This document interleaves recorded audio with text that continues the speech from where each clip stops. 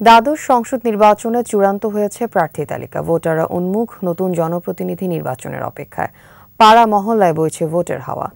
২১ টেলিভিশনের নিয়মিত আয়োজনে আজ জানাচ্ছি গাজীপুর ২ আসনে ভোটারদের ভাবনা আর প্রত্যাশার খবর।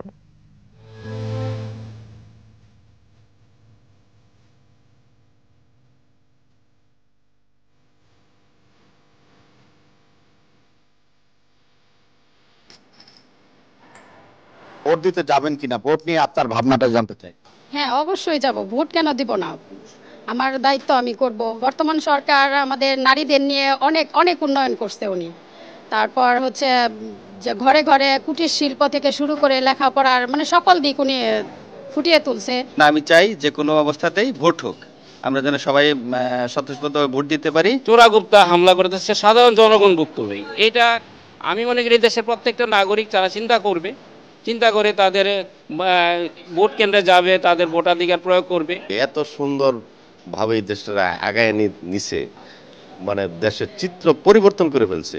আমার আত্মীয় স্বজন সব দূরে দূরে, এখন আমি অল্প সময়ে যাইয়া যেভাবে যাতায়াত করতে পারতেছি, এটা মানে চিন্তার বাইরে। এখন অনেক উন্নয়ন হয়েছে দেশের। আগে যেমন আমরা মেয়েরা মানে ঘর থেকে বের হইতে পারতাম না, রাস্তাঘাটে ইফটিজিং এর একটা প্রবণতা ছিল, কিন্তু ওইটা এখন যে নাই তা না, এখন আছে, কিন্তু আগের থেকে অনেকাংশ কমে গেছে। এখন মেয়েরা নিশ্চিন্তে ঘর থেকে বের হতে পারে, কোনো কাজে যেতে পারে।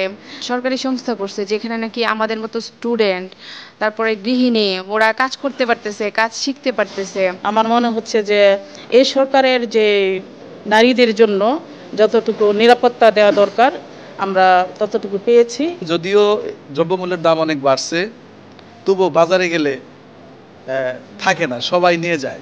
মানে তার মানে কি, মানুষের ক্রয় ক্ষমতা অনেক বাড়ছে, তার ইনকাম বাড়ছে।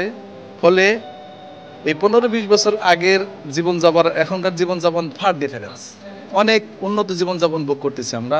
আমরা আসলে সাধারণ জনগণ, আমরা চাচ্ছি যে ভোট কেন্দ্রের জন্য আমরা স্বতঃস্ফূর্ত করে যেতে পারি, আমাদের জন্য কোথাও কোনো বাধা বিশৃঙ্খলার সৃষ্টি না হয়। গাজীপুরে অবশ্যই উন্নয়ন হয়েছে, এটা মানতেই হবে, কিন্তু কিছু জিনিস এখনো একটু আন্ডারডেভেলপ রয়ে গেছে, যেটা আমার মনে হয় চুরি ছিনতাই, এই জিনিসগুলি গাজীপুরে একটু বেড়ে গেছে। যে এখন এই জিনিসগুলি যদি একটু কন্ট্রোল করা যায় তাহলে মনে হয় না আমার আর খুব বেশি সমস্যা, মানে আমাদের তরুণ প্রজন্মের খুব একটা সমস্যা হবে না।